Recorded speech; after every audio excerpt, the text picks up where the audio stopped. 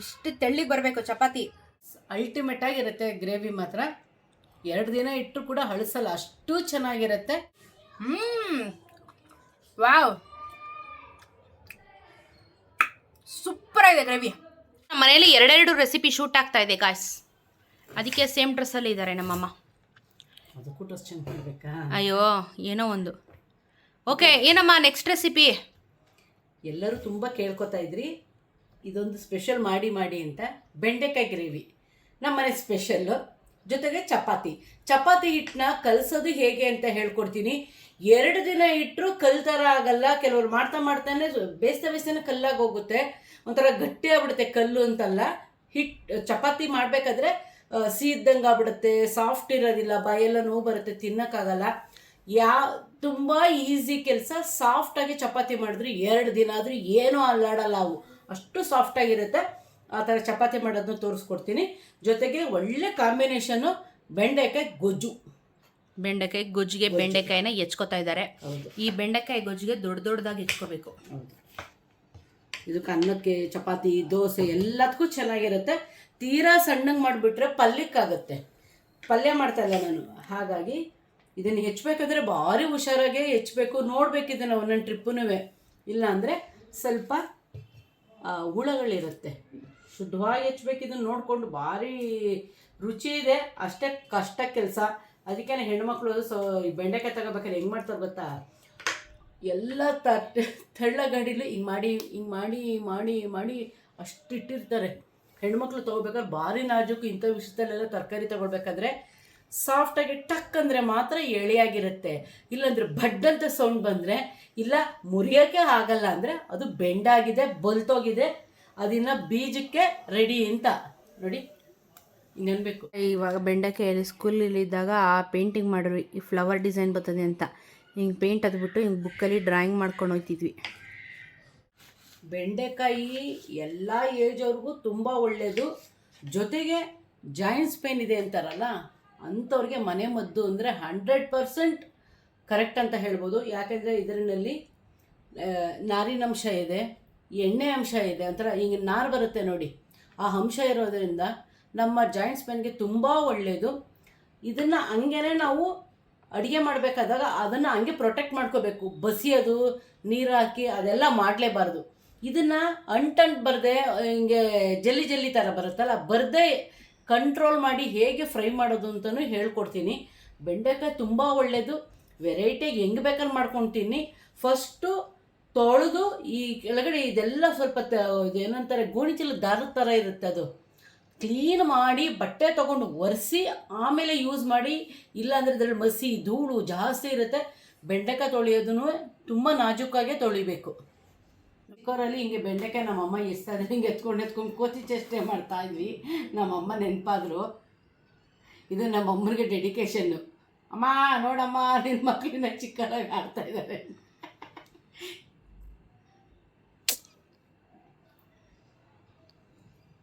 ಏನು ಹೇಳು ನೀನು.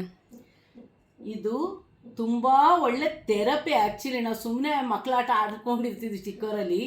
ಈ ಜಲ್ಲಿ ಇದೆಯಲ್ಲ, ಇದೊಂದು ಮಸಾಜ್ ಮಾಡೋ ಕ್ರಿಯೆ. ಇದು ತುಂಬ ಒಳ್ಳೆಯದು. ಈ ಥರ ಮಾಡ್ಕೊಂಡು ನಾವು ಇಟ್ಕೊಳ್ತೀವ, ಪಿಂಪಲ್ ಬರಲ್ವಾ, ಮಸಾಜ್ ಆಗುತ್ತಾ, ನಮ್ಮ ಬಾಡಿಲಿರೋ ಹೀಟ್ನ ತೆಗೆಯುತ್ತೆ. ಆ್ಯಕ್ಚುಲಿ ವೇಸ್ಟ್ ಇದು, ಅಡುಗೆ ಮಾಡೋಕ್ಕಲ್ಲ. ಅಡುಗೆ ಮಾಡ್ಬೇಕಾದ್ರೆ ಹಿಂಗೆ ಮಾಡ್ತಾರಾ? ಮಾಡಲ್ಲ ನೋಡಿ.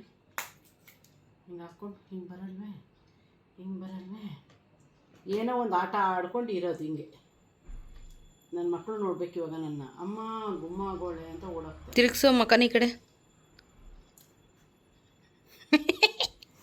ಚಪಾತಿ ಹಿಟ್ಟು ಕಲಿಸುವ ರೀತಿ ಅದೆಲ್ಲರಿಗೂ ಗೊತ್ತಿದೆ. ಕೆಲವ್ರಿಗೆ ಚಪಾತಿ ಮಾಡೋಕ್ಕೆ ಗೊತ್ತಿರಲ್ಲ. ನಾನು ಸುಮ್ಮನೆ ಹೇಳಲ್ಲ, ನಾನೇ ಒಂದೊಂದ್ಸಲ ಕೆಡಿಸ್ಬಿಟ್ಟಿರ್ತೀನಿ. ನಮ್ಗೆ ಗೊತ್ತಿರೋರು ಮಾಡ್ತಾರೆ, ಅದಕ್ಕೋಸ್ಕರ. ನಮ್ಮ ಮನೇಲಿ ಹೆಂಗೆ ಮಾಡ್ತಾರೆ ಚಪಾತಿ ಹಿಟ್ಟು? ಗೊತ್ತಿಲ್ಲದವ್ರಿಗೆ ಟಿಪ್ಸು, ಗೊತ್ತಿರೋರಿಗೆ ಜೈ. ಓಕೆ, ಜೈ. ನಮ್ಮನೆ ಚಪಾತಿಗೆ ಜೈ. ಅಷ್ಟೇ. ಗೋಧಿ ಹಿಟ್ಟು, ಉಪ್ಪು ಹಾಕಿದ್ದೀನಿ. ನೀವು ಗೋಧಿ ಹಿಟ್ಟು ಬೀಸ್ಕೊಂಡಾದ್ರೂ ಹಾಕೊಳ್ರಿ, ಇಲ್ಲ ಯಾವುದಾದ್ರೂ ತೊಗೊಬನ್ರಿ. ನಮ್ಮ ಮನೇಲಿ ನಾವು ಯೂಸ್ ಮಾಡೋದು ಆಶೀರ್ವಾದ್ ಆಟ. ನೋ ಮೈದಾ, 0 ಮೈದಾ ಇದು. ಇವಾಗ ನೀರು ಮಾಮೂಲಿ ನೀವು ಯಾವ ರೀತಿ ಚಪಾತಿ ಹಿಟ್ಟು ಕಲಿಸ್ಕೊತೀರಾ ಅದೇ ರೀತಿಯೇ ನೀರು ಹಾಕ್ಕೊಂಡು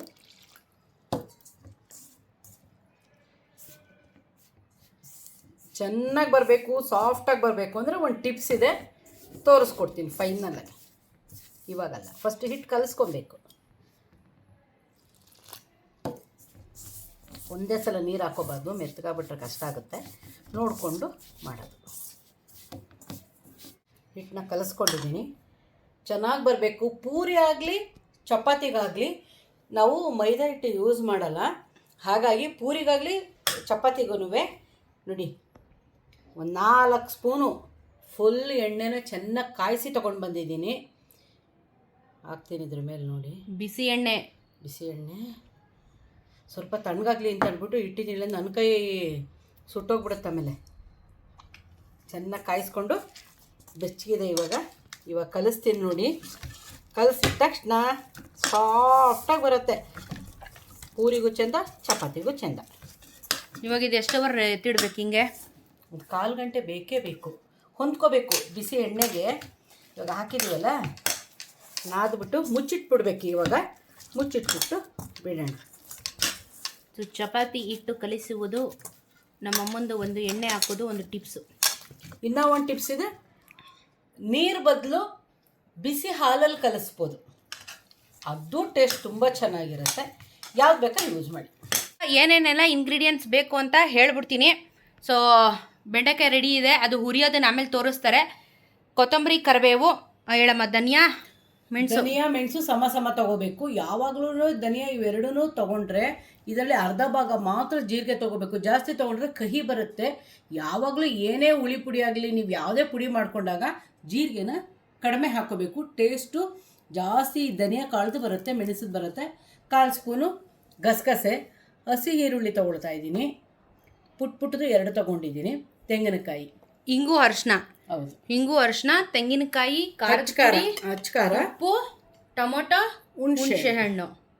ಸ್ವಲ್ಪ ಲಾಂಗ್ ಪ್ರೋಸೆಸ್ ಹೇಳಬೇಕಂದ್ರೆ, ಉರಿಯೋದು ಲಾಂಗ್ ಪ್ರೋಸೆಸ್, ರುಬ್ಬೋದು, ಫ್ರೈ ಮಾಡೋದು ಅಲ್ಟಿಮೇಟ್ ಆಗಿರುತ್ತೆ. ಗ್ರೇವಿ ಮಾತ್ರ 2 ದಿನ ಇಟ್ಟು ಕೂಡ ಹಳಸಲ್ಲ, ಅಷ್ಟು ಚೆನ್ನಾಗಿರುತ್ತೆ. ಇದನ್ನೆಲ್ಲ ಲಾಂಗ್ ಪ್ರೋಸೆಸ್ ಆದರೂ ಸ್ವಲ್ಪ ಸರಿ ಟೇಸ್ಟ್ ಆಗಿರಬೇಕು. ತಿನ್ಬೇಕಾದ್ರೆ ಒಂದೊತ್ತು ತಿನ್ಬೇಕಾದ್ರೂ ರುಚಿಯಾಗಿ ತಿನ್ನಬೇಕು. ನೀನು ಯಾಕೆ ಯಾವಾಗಲೂ ಎಲ್ಲದಕ್ಕೂ ಕಾಯಿ ಹಾಕ್ತೀಯ? ಕಾಯಿ ಹಾಕಿದಿರ ಅಡುಗೆನೇ ಮಾಡಲ್ವ ನೀವು? ಸ್ವಲ್ಪ ಕಡಿಮೆನೆ ನಮ್ಮಲ್ಲಿ. ನೋಡು, ಪಿಂಪಲ್ ಬರಲ್ವಾ, ಸ್ಕಿನ್ ಗ್ಲೋ ಆಗಿರುತ್ತಾ. ತೆಂಗಿನಕಾಯಿ ನೀನು ಆ ಟೇಸ್ಟ್ ಹಿಡಿದುಬಿಟ್ರೆ ಅದರಿಂದ ಬಿಟ್ಟು ನನಗೆ ಕೊಬ್ಬರಿ ಹಾಕ್ಬೋದು. ಕೊಬ್ಬರಿ ನಮಗೆ ಸರಿ ಬರಲ್ಲ, ಹಸಿ ಕಾಯಿನಲ್ಲೇ ಟೇಸ್ಟು. ಈಗ ನೀನು ಅಯಗ್ರವ ತಿಂದೆ ನೋಡು, ಕೆಲವರು ಕೊಬ್ಬರಿ ಹಾಕ್ತಾರೆ, ಅದನ್ನು ನಾನು ತೆಂಗಿನಕಾಯಿನೇ ಹಾಕ್ತೀನಿ. ಯಾಕಂದರೆ ಅದ್ರ ಹಾಲಿನ ಅಂಶ ಇರುತ್ತೆ, ಅಷ್ಟು ಟೇಸ್ಟ್ ಚೆನ್ನಾಗಿ ಹಿಡಿಯುತ್ತೆ, ಅದರದ್ದೇ ಒಂದು ಫ್ಲೇವರ್ ಇರುತ್ತೆ. ಬನ್ನಿ ಮಾಡೋಣ. ತೆಂಗಿನಕಾಯಿನ ಜಾರಿಗೆ ಹಾಕ್ತಾ ಇದ್ದಾರೆ ಆಲ್ರೆಡಿ, ಯಾಕಂದರೆ ಇವಾಗ ಪಟ ಅಂತ ಹುರ್ಕೊಳ್ಳೋ ಕಾರ್ಯಕ್ರಮ ನಡೆಯುತ್ತೆ. ಹಸಿ ಈರುಳ್ಳಿನೂ ಹಂಗೆ ಹಾಕಬೇಕಾ? ಹಸಿ ಈರುಳ್ಳಿನೇ ಹಾಕಬೇಕು, ಹುರಿದು ಹಾಕಬೇಡಿ, ಟೇಸ್ಟ್ ಹಾಳಾಗ್ತದೆ. ಹಸಿ ಈರುಳ್ಳಿ, ತೆಂಗಿನಕಾಯಿ ರೆಡಿ ಮಾಡಿ ಇಟ್ಟಿದ್ದೀನಿ. ಇವಾಗ ಧನಿಯಾ, ಮೆಣಸು ಎಣ್ಣೆಯಲ್ಲಿ 1 ಸ್ಪೂನ್ ಎಣ್ಣೆ ಹಾಕ್ಕೊಂಡಿದ್ದಾರೆ. ಸ್ಪೂನ್ಗಿಂತ ಕಡಿಮೆನೇ ಇದೆ, ಸಾಕು, ಸ್ವಲ್ಪ ಇದೆ ಎಲ್ಲ ಇಂಗ್ರೀಡಿಯೆಂಟ್. ಹುಣಸೆಹಣ್ಣು, ಒಂದು ಟೊಮೊಟೊ ಹಾಕ್ಕೊಂಡಿದ್ದೀನಿ. ನಿಮ್ಮನೆ ಅಳತೆಗೆ ನಿಮ್ಗೆ ಎಷ್ಟು ಜನ ಇದ್ದಾರೆ ನೀವು ನೋಡಿಕೊಂಡು, ಜಾಸ್ತಿ ಜನ ಇದ್ದರೆ 5 ಕೂಡ ಟೊಮೊಟೊ ಹಾಕೋಬೋದು, ಇಲ್ಲ ಅಂದರೆ ಡಬಲ್ ಹುಣಸೆಹಣ್ಣು ಹಾಕೋಬೋದು. ನೀವು ಸ್ವಲ್ಪ ಸಿಮ್ಮಲ್ಲಿ ಇಟ್ಕೊಂಡೇ ಮಾಡಬೇಕು, ಯಾಕಂದರೆ ನೀರಿನ ಅಂಶ ಅಲ್ವಾ ಟೊಮೊಟೊ, ಹಾಗಾಗಿ ಪಣಿ ಅಂತ ರಾಗ ಹಾಡುತ್ತೆ. ಅರಿಶಿನ, ಜೀರಿಗೆ, ಗಸಗಸೆ ಎಲ್ಲ ಒಟ್ಟಿಗೆ ಹಾಕೋತೀನಿ.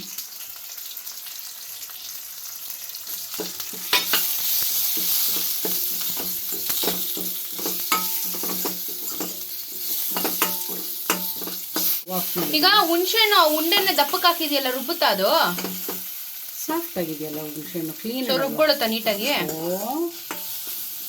ಅದು ತೊಳೆದು ತೊಗೊಂಡು ಬಂದಿದ್ದೀನಿ. ಹುಣಸೆಹಣ್ಣು ಕಲ್ಲಿರುತ್ತೆ, ನಾರಿರುತ್ತೆ ಅಂದ್ಬಿಟ್ಟು ತೊಳೆದು ಬಿಟ್ಟು ಹುರಿಯಕ್ಕೆ ಹಾಕೋದು. ಇದೆಲ್ಲ ಸಾಫ್ಟ್ ಆಗೋಯ್ತು. ಇವಾಗ ತಣ್ಣಗಾದ್ಮೇಲೆ ಮಿಕ್ಸಿಗೆ ಶಿಫ್ಟ್ ಮಾಡೋದು. ಕಾಯಿ, ಹಸಿ ಈರುಳ್ಳಿ 2, ಮತ್ತು ಇವಾಗ ನಾವು ಏನು ಹುರ್ಕೊಂಡಿದ್ವಿ ಅದು ಸ್ವಲ್ಪ ದೊಡ್ಡದಾದರೆ 1 ಹಾಕೊಳ್ಳಿ, ಚಿಕ್ಕದು 2 ಹಾಕಿದ್ದೀನಿ. ಇದೆಲ್ಲ ಹುರಿದಿದ್ದೀನಿ ಎಣ್ಣೆಯಲ್ಲಿ. ಇವಾಗ ಮಿಕ್ಸಿಗೆ ಹಾಕೋತೀನಿ. ನೀವು ಬ್ಯಾಡಿಗೆ ಮೆಣಸಿನ್ಕಾಯಿ, ಖಾರ ಮೆಣಸಿನ್ಕಾಯಿ ಹಾಕ್ಕೊಂಡು ಹುರಿದು ರುಬ್ಕೋತೀನಿ ಅಂದರು ಅದು ಓಕೆ. ನಮ್ಮದು ಇನ್ಸ್ಟೆಂಟು ರೆಡಿ ಮಾಡಿ ಇರೋದಿದೆ, ಹಾಗಾಗಿ ಅದನ್ನು ನಾವು ಚಿಲ್ಲಿ ಪೌಡರ್ ಹಾಕ್ತೀವಿ. ಇಲ್ಲಾಂದರೆ ನೀವು ಬಾಡಿಗೆ ಮೆಣಸಿನ್ಕಾಯಿ, ಕರದ ಮೆಣಸಿನ್ಕಾಯಿನ ಯೂಸ್ ಮಾಡ್ಬೋದು ಖಾರಕ್ಕೆ. ನುಣ್ಣಗೆ ಪೇಸ್ಟ್ ಹಾಕ್ಬೇಕಾ? ತುಂಬ ನೈಸ್ ಆಗಬೇಕು.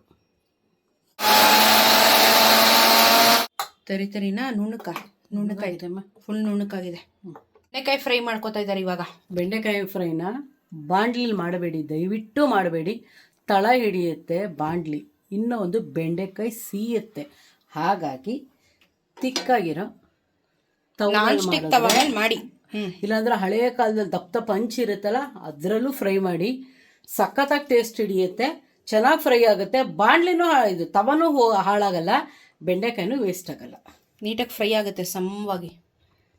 ಸೊ ಎಣ್ಣೆ 1 ಸ್ಪೂನ್ ಎಣ್ಣೆ,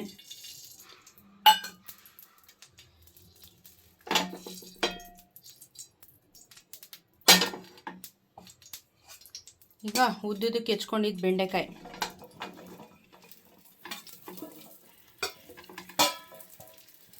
ಒಂದು ಮುಕ್ಕಾಲು ಬೇಸನ್ ಆಗಿತ್ತಲ್ವ ಇದರಲ್ಲಿ. ಇವಾಗ ಅದ್ರ ಕತೆ ನೋಡಿ, ಉರಿತಾ ಕಾಲು ಬೇಸನ್ ಆಗುತ್ತೆ. ಫುಲ್ ಕಡಿಮೆ ಆಗಿಬಿಡುತ್ತೆ, ಸ್ಲಿಮ್ ಆಗಿಬಿಡುತ್ತೆ.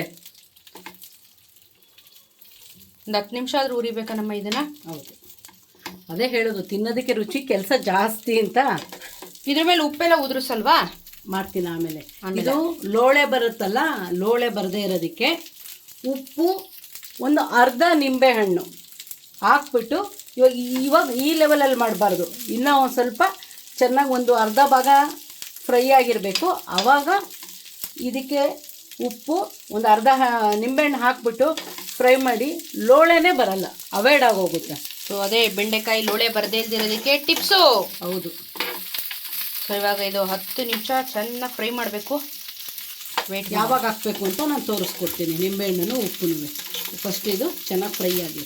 ಅವ್ರಿಗೆ ಇವತ್ತು ನೋಡಿ ರೆಸಿಪಿ ಶೂಟ್ ಮಾಡ್ತಾ ಇರೋದು ಇಷ್ಟ ಇಲ್ಲ ಅನ್ಸುತ್ತೆ. ಮತ್ತೆ ಕರೆಂಟ್ ತೆಗೆದ್ರು. ಮತ್ತೆ ಅಯ್ಯೋ ಬಿಟ್ಕೊಂಡು ಕೆಲಸ ಟಾರ್ಚ್ ಬಿಟ್ಕೊಂಡು ಅಡುಗೆ ಮಾಡಿ ಅಂತ ಇವತ್ತು ನಮಗೆ ರೋದನೆ ಕೊಡ್ತವ್ರೆ ನೋಡಿ. ಓಕೆ, ತಳ ಹಿಡಿಯಲ್ಲ, ಫುಲ್ಲು ಸಿಹಿಯಲ್ಲ.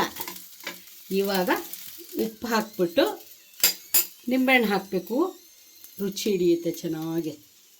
ತವ ಮೇಲೆ ಉಪ್ಪು ಹಾಕಿದ್ರೆ ತವ ಏನೂ ಆಗಲ್ವಾ? ಏನೂ ಆಗಲ್ಲ. ತವ ರಸ್ಟ್ ಹಿಡಿದ್ರೆ ಉಪ್ಪು ಹಾಕೇನೆ ಉಜ್ಜೋದು. ಆಮೇಲೆ ಗೊಜ್ಜಿಗೂ ಹಾಕೋತೀನಿ. ಇದಕ್ಕೆ ಸ್ವಲ್ಪ ಚೆನ್ನಾಗಿ ಫ್ಲೇವರ್ ಹಿಡಿಬೇಕು. ಈಗ ಉಪ್ಪು ನೋಡಿ ಚೆನ್ನಾಗಿ ಟೋಸ್ಟ್ ಆಗಿದೆ ತವ ಮೇಲೆ. ಉಣ್ಣಿಗೆ ರುಬ್ಕೊಂಡಿದ್ವಿ ನಾವು. ಇವಾಗ ನೋಡಿ, ಇದು ಲೋಳೆ ಬಿಡಬಾರ್ದು ಅಂತ ನಾನು ಅರ್ಧ ಸ್ಪೂನು ಅಲ್ಲ, ಅರ್ಧ ನಿಂಬೆಹಣ್ಣು ತೊಗೊಂಡಿದ್ದೀನಿ. ಅರ್ಧ ನಿಂಬೆಹಣ್ಣು, ಪರವಾಗಿಲ್ಲ, ನಿಂಬೆಹಣ್ಣು ಚೆನ್ನಾಗಿ ಬಂದಿದೆ ಜ್ಯೂಸು. ಹುಳಿ ಉಪ್ಪು ಇದರಲ್ಲಿ ಚೆನ್ನಾಗಿ ಹಿಡ್ಕೊಳ್ಳುತ್ತೆ ಇವಾಗ. ಸೊ ಬೆಂಡೆಕಾಯಿ ಲೋಳೆ ಬರಬಾರ್ದು, ಚೆನ್ನಾಗಿ ಇದಾಗಬೇಕು ಅಂದರೆ ಟಿಪ್ಸು ಉಪ್ಪು ನಿಂಬೆಹಣ್ಣು ಹಾಕಿದ್ರೆ ಪರ್ಫೆಕ್ಟ್. ತಳನೂ ಹಿಡಿಯಲ್ಲ, ಬೆಂಡೆಕಾಯಿ ವೇಸ್ಟ್ ಆಗಲ್ಲ, ರುಚಿನೂ ತುಂಬ ಚೆನ್ನಾಗಿರುತ್ತೆ. ಇದಕ್ಕೆ ಚೆನ್ನಾಗಿ ಮಸಾಲೆ ಹಿಡ್ದಿರುತ್ತೆ. ಇವಾಗ ನೋಡಿ, ಹುಳಿ ಉಪ್ಪು ಚೆನ್ನಾಗಿ ಹಿಡ್ದಿರುತ್ತೆ. ಸ್ಟವ್ ಆಫ್ ಮಾಡಿಬಿಟ್ಟು 1 ನಿಮಿಷ ಬಿಟ್ಬಿಟ್ಟು ಗ್ರೇವಿಗೆ ರೆಡಿ ಮಾಡ್ಕೊಳ್ಳೋಣ. ಇವಾಗ ಪಕ್ಕಕ್ಕೆ ಇಟ್ಬಿಡೋಣ ಇದನ್ನು. ಅಲ್ಲಿಗೆ ಎಣ್ಣೆ ಹಾಕೊಂಡವ್ರೆ, ಅರ್ಧ ಸ್ಪೂನ್ ಸಾಸಿವೆ.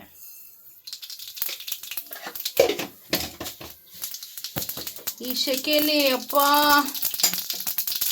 ಓಕೆ, ಹುರಿದಿರ ಬೆಂಡೆಕಾಯಿ, ಕರಿಬೇವು.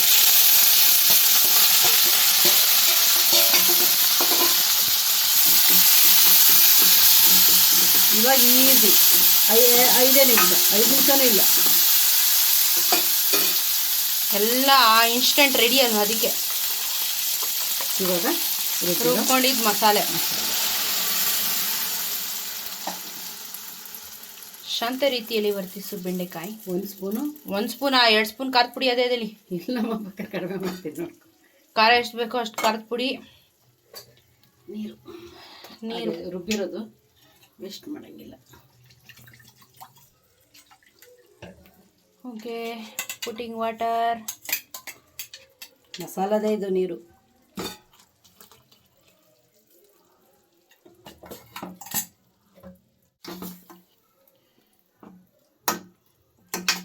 ಬೆಸ್ಕಾಂ ಅಂಕಲ್ ಕರೆಂಟ್ ಹಾಕಿ ಅಂಕಲ್ ಆಯ್ತಾ ಇಲ್ಲ.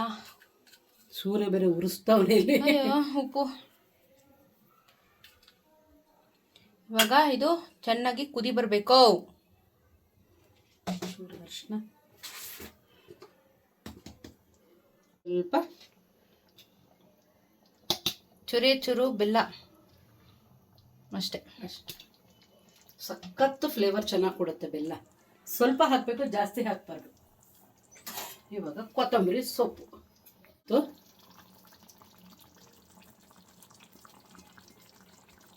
ಕೊತ್ತಂಬರಿ ಸೊಪ್ಪು ಹಾಕಿದ್ರೆ ಬೆಂಡೆಕಾಯಿ ಪಲ್ಯ ಈಸ್ ರೆಡಿ.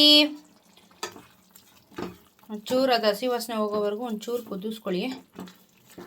ಸೊ ಪಲ್ಯ, ಅಯ್ಯೋ ಗ್ರೇವಿ ರೆಡಿ ಆಯಿತು. ಇವಾಗ ಚಪಾತಿ ಮಾಡಿಬಿಡೋಣ. ಗೊತ್ತಿಲ್ಲ, ಶೆಕೆ ಆಗ್ತದೆ. ಇಲ್ಲೇ ಪ್ರಿಪೇರ್ ಮಾಡ್ಕೊತಾ ಇದ್ದೀನಿ. ಹಾಗಲ್ಲ ಸಕ್ಕತ್ ಶೆಕೆ ಹೊಡಿತಾ ಇದೆ. ಶೆಕೆ ಇನ್ನು 2 ವೀಕ್ಸು ಕರ್ನಾಟಕದಲ್ಲಿ ಹೈ ಟೆಂಪ್ರೇಚರ್ ಆಗುತ್ತೆ. ಸೊ ದಯವಿಟ್ಟು ಸ್ವಲ್ಪ ಎಲ್ಲ ಹೈಡ್ರೇಟ್ ಆಗಿರಿ. ಆದಷ್ಟು ನೆರಳು ಮನೇಲಿ ಇರೋಕೆ ಟ್ರೈ ಮಾಡಿ. ಹೊರಗಡೆ ಹೋದರೆ ಛತ್ರಿ ಯೂಸ್ ಮಾಡಿ. ಸಿಕ್ಕಾಪಟ್ಟೆ ಬಿಸಿಲಾಗುತ್ತೆ. ಇನ್ನು 2 ವೀಕ್ಸ್ ಹೈ ಅಲರ್ಟ್ ಕೊಟ್ಟಿದ್ದಾರೆ. ಸೊ ನೋಡ್ಕೊಳ್ಳಿ, ಸ್ವಲ್ಪ ಆರೋಗ್ಯದ ಕಡೆ ಗಮನ ಕೊಡಿ. ಬಿಸಿಲಿಗೆ ಹೋಗೋದನ್ನ ಸ್ವಲ್ಪ ಅವಾಯ್ಡ್ ಮಾಡಿಬಿಡಿ. ತುಂಬ ಒಳ್ಳೇದು. ಏನಿದ್ರು ಅರ್ಲಿ ಮಾರ್ನಿಂಗ್ ಇಲ್ಲ ಅಂದರೆ ಈವ್ನಿಂಗ್. ಮಧ್ಯಾಹ್ನ ಮಾತ್ರ ಆಚೆನೆ ಇಕ್ಬಿಡ್ರಿ, ಕಾಲನ್ನ ಆಚೆನೆ. ಯಪ್ಪ ಆಗಲ್ಲಪ್ಪ. ಎಲ್ಲ ಚಪಾತಿ ಹಿಟ್ಟು ಸಾಫ್ಟ್ ಆಗಿದೆಯಾ? ಸಾಫ್ಟ್ ಆಗಿದೆ.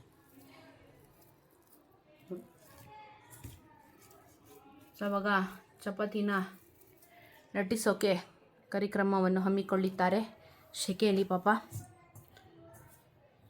ತಗೊಂಬಂದಿದ್ದೀವಿ, ಕರೆಂಟ್ ಇಲ್ಲ ಒಳಗಡೆ ಅಂತ.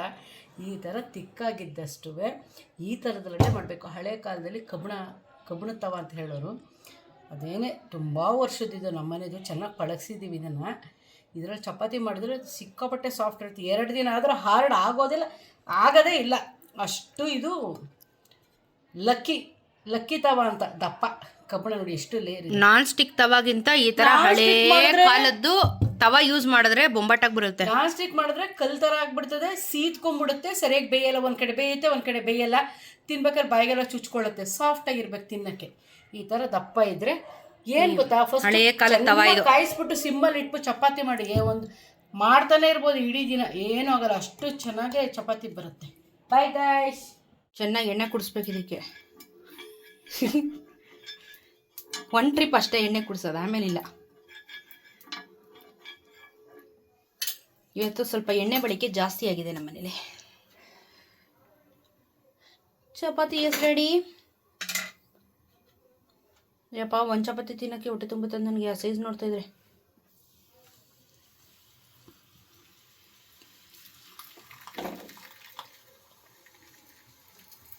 ಚಪಾತಿ ರೌಂಡಿಗೆ ಬಂದಿಲ್ಲ, ರಿಜೆಕ್ಟ್. ನಿನ್ನ ಚಪಾತಿ ನೀಟಾಗಿ ರೌಂಡಿಗೆ ಬರಬೇಕು.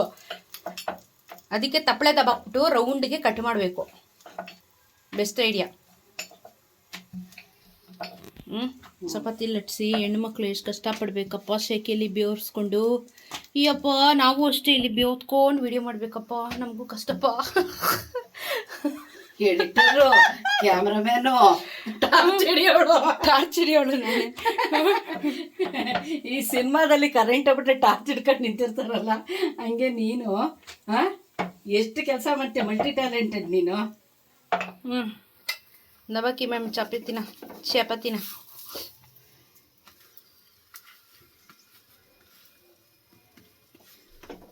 ಚಪಾತಿ ಇವಾಗ ಚಪಾತಿ ಥರನೇ ಬೇಯುತ್ತೆ, ಬೇರೆ ಯಾವ ಥರನೂ ಬೇಯಲ್ಲ. ನಾವು ಶೆಕೆಲ್ ಬೆಂದೋಗ್ತಾ ಇದ್ದೀವಿ. ಬೆಸ್ಕಾಂ ಅಂಕಲ್ ಹಿಂಗೆಲ್ಲ ಮಾಡಿದ್ರೆ ನಮ್ಗೆ ಕಷ್ಟ ಆಯ್ತದೆ. ಏನು ಗೊತ್ತಾ, ಕಿಟಕಿ ಇದ್ದು ಬಿಟ್ಟಿದ್ರೆ ಏನೂ ತೊಂದರೆ ಇಲ್ಲ. ಸ್ವಲ್ಪ ವೆಂಟಿಲೇಷನ್ ಇಲ್ಲ, ಅದೇ ಪ್ರಾಬ್ಲಮ್. ಎಕ್ಸಾಸ್ಟ್ ಫ್ಯಾನ್ ಹಬೆ ಇಲ್ಲ, ಹಬೆ ಆಗೋಯ್ತು. ಸಿನ್ನ ಕರೆಂಟ್ ಬರಲಿಲ್ಲ, ಅದಕ್ಕೆ ನಾವು ಇಲ್ಲೇ ವಿಡಿಯೋ ಮಾಡ್ತಾಯಿದ್ದೀನಿ. Bendekayi palya is ready and chapati is ready. ಸುಡ್ತಾ ಇದೆ, ಅಲ್ಲಿ ನಿಂತ್ಕೊಳ್ಳೋಕ್ಕೂ ಆಗ್ತಾಯಿಲ್ಲ. ಅದಕ್ಕೆ ನಾನು ಬೇಯಿಸಿದ್ಮೇಲೆ ತೋರಿಸೋಣ ಅಂದ್ಬಿಟ್ಟು ಈ ಕಡೆಗೆ ಬಂದ್ಬಿಟ್ಟೆ. ಬೆಂದದೆ ಚಪಾತಿ. ಆಮೇಲೆ ಅದಕ್ಕೂ ಹೇಳ್ಬೇಡಿ ಚಪಾತಿನೇ ಬೇಯಿಸಿಲ್ಲ ಅಂತ. ಬೆಂದಿದೆ ನೋಡಿ, ತೆಳ್ಳಗೆ ಎಷ್ಟು ಚೆನ್ನಾಗಿದೆ ನೋಡಿ. ತೆಳ್ಳಗಿರ್ಬೇಕು ಚಪಾತಿ ನನಗೆ. ಸುಟ್ಟೋಗೋದೆ ಕೈಯೇ. ಹಾಲಲ್ಲ ಸರಿಯಾಗೈತೆ. ಇವಾಗ ತಿಂದ್ಬಿಟ್ಟು ಹೇಳ್ತೀನಿ ತಾಳಿ. ಸೊ ನೋಡಿ, ಸುಟ್ಟ ಇಷ್ಟು ತೆಳ್ಳಿಗೆ ಬರಬೇಕು ಚಪಾತಿ, ಅವಾಗ ರುಚಿ ಜಾಸ್ತಿ. ನೋಡಿ ಇಲ್ಲಿ 2 ಲೇಯರು. ಇರಿ ಇಲ್ಲಿ ನೋಡಿ, ಈ ಥರ ಇರ್ಬೇಕು ಚಪಾತಿ. ಆವಾಗ ಚೆನ್ನಾಗಿ ತೆಳ್ಳಗೆ ಬಂದಿದ್ರೆ ಚೆನ್ನಾಗಿರುತ್ತೆ ಚಪಾತಿ. ಓಕೆ, ನಿಮಗೆ ಎಣ್ಣೆ ಬೇಕಾ ಎಣ್ಣೆ ಹಾಕ್ಕೋಬೋದು, ಇಲ್ಲ ಅಂದರೆ ಡೈರೆಕ್ಟಾಗಿ ಫುಲ್ಕ ಮಾಡ್ಕೋಬೋದು.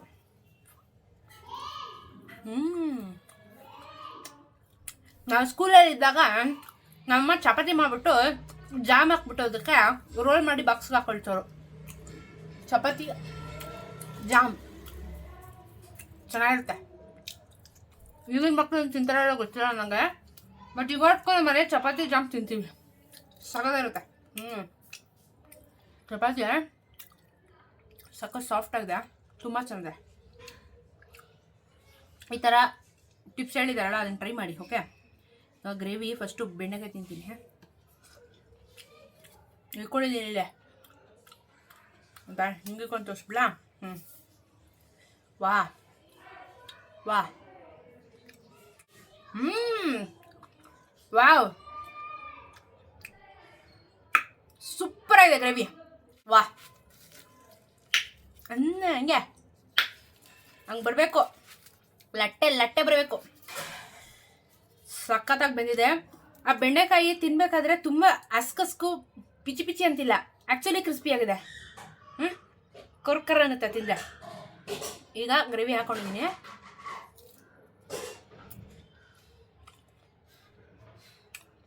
ವಾವ್,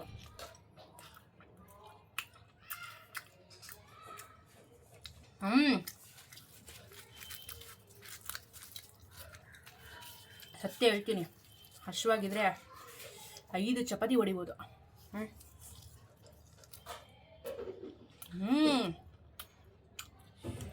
ಅಲ್ಟಿಮೇಟ್ ಆಗುತ್ತೆ ಗ್ರೇವಿ.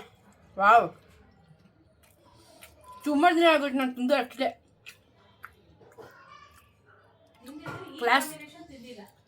ಕ್ಲಾಸ್ ಆಗಿತ್ತು ಮೇಲೆ ನೋಡಿ. ಆ ಬೆಂಡೆಕಾಯಿ ಒಳಗಡೆನೂ ಮಸಾಲೆ ಪರ್ಫೆಕ್ಟಾಗಿರ್ತದೆ. ಸೂಪರ್గా ఉంది. ನಮ್ಮಮ್ಮಂದು ರಿಯಾಕ್ಷನ್ ತಗೊಳ್ಳೋಣ. ನಿಜ ಸುಸ್ತಾಗೋಗಿದ್ದೀನಿ. ಇವತ್ತು ಕರೆಂಟ್ ಇಲ್ಲದೆ ಬರೋದು ಹೋಗೋದು ಮಾಡ್ತಾ ಇದೆ. ಹೊಲ ಎಲ್ಲ ಕೆಟ್ಟೋಯ್ತದೆ. ಮಸ್ತ್ ಸಕ್ಕತ್ತಾಗಿದೆ, ಸಕ್ಕತ್ತಾಗಿದೆ. ಗೊಜ್ಜು ಗೊಜ್ಜೆ ಹೈಲೈಟು. ಹೌದಾ? ಚಪಾತಿನೂ ಸಕ್ಕತ್ತಾಗಿ ಬಂದಿದೆ. ಆ ಥರ ತವದಲ್ಲಿ ಮಾಡಿದ್ರಮ್ಮ ತುಂಬಾ ಚೆನ್ನಾಗಿ ಬರುತ್ತೆ. ನೀನು 2 ದಿನ ಇಟ್ಟರು ಯಾವ ಜಾಗದಲ್ಲೂ ಒಂಚೂರು ಒಣಗಲ್ಲ, ಕರ್ಕಲಾಗಲ್ಲ, ಸಾಫ್ಟ್ ಆಗಿರುತ್ತೆ. ನೀವು ನೋಡಿ 2 ಬೆರಳಲ್ಲಿ ಹಿಂಗೆ ಹೇಳಿದ್ರು ಫಸ್ಟ್ ಕ್ಲಾಸಾಗಿ ಬರುತ್ತೆ. ಅದೇ ತೋರಿಸಿದ್ದೀನಿ, ಹಿಂಗೆ ಹಗ್ಲಿಸ್ಬಿಟ್ಟು ಕೆಟ್ಟ ಬಂತು. ಇನ್ನು ಚಪಾತಿನಪ್ಪ ಹೇಳಿದ್ದು. ಸಖತ್ತಾಗಿದೆ. ನನ್ನ ಮಗಂದು 5 ಚಪಾತಿ ಉಳಿಬೋದು. ಗಂಡು ಮಕ್ಳೆಲ್ಲ ತಿಂತಾರೆ ಏನೋ, ನಮ್ಮ ಯಜಮಾನ 3 ತಿಂತಾರೆ, 2-3 ನಾವು 2 ಸಾಕು ನಮಗೂ. ನಮ್ಮ ಮಧ್ಯಾಹ್ನ ಊಟನೇ ಮಾಡಲ್ಲ. ಈ ಥರ ಏನಾರ ಎಮರ್ಜೆನ್ಸಿ ಇದ್ದರೆ ತಿನ್ಕೊಳ್ತೀವಿ ಟೇಸ್ಟ್ ಮಾಡೋಕ್ಕೆ, ಇಲ್ಲಾಂದರೆ ಗಂಜಿ. ಟೇಸ್ಟ್ ಮಾಡ್ತೀನಿ.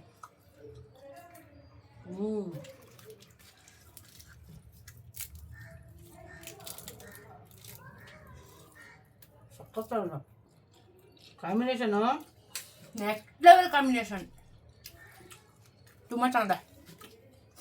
ಮಸಾಲೆ ಸಕ್ಕತ್ತಾಗಿರುತ್ತೆ. ಟ್ರೈ ಮಾಡಿ ಆಯ್ತಾ? ಮಾಡಿಬಿಟ್ಟು ಕಮೆಂಟಲ್ಲಿ ತಿಳಿಸಿ ರೆಸಿಪಿ ಹೇಗಿತ್ತು ಅಂತ. ಬಂದಿದ್ದು ಆರಾಮಾಗಿ ಕೂಲರು, ಫ್ಯಾನು ಎಲ್ಲ ಹಾಕ್ಕೊಂಡು ಬ್ಯಾಟಿಂಗು. ಅಮ್ಮ ಇದೇನು ಅನ್ನಕ್ಕೆ ಕಲ್ಸ್ಕೊಂಡು ತಿಂದ್ರು ಮಸ್ತಾಗಿರುತ್ತಲ್ಲ. ಜೀರಾ ರೈಸು, ಗೀ ರೈಸು, ಯಾರಿಗೆ ಸೈಡ್ಸ್ ಬೇಕೋ ಮಾಡ್ಕೊಂಡು ತಿನ್ಬೋದು. ಇದು ಗ್ರೇವಿ, ಚಪಾತಿ, ರೊಟ್ಟಿ ಏನಕ್ಕೆ ಬೇಕಾದರೂ ಆಗುತ್ತೆ. ಮಜಾ ಇದೆ ಮಾತ್ರ, ಸಕ್ಕತ್ತಾಗಿದೆ. ಒಂದು ಸತಿ ಮಾಡಿ ನಿಜವಾಗ್ಲೂ ಅಡಿಟ್ ಆಗ್ತೀರಾ ಈ ಫ್ಲೇವರ್ಗೆ. ತುಂಬ ಚೆನ್ನಾಗಿ ಬಂದಿದೆ. ನಂದೇ ದೃಷ್ಟಿ ಇವತ್ತು ನಿಂದು ಬೆಂಡೆಕಾಯಿ ಗ್ರೇವಿಗೆ. ಯಮ್ಮಿ.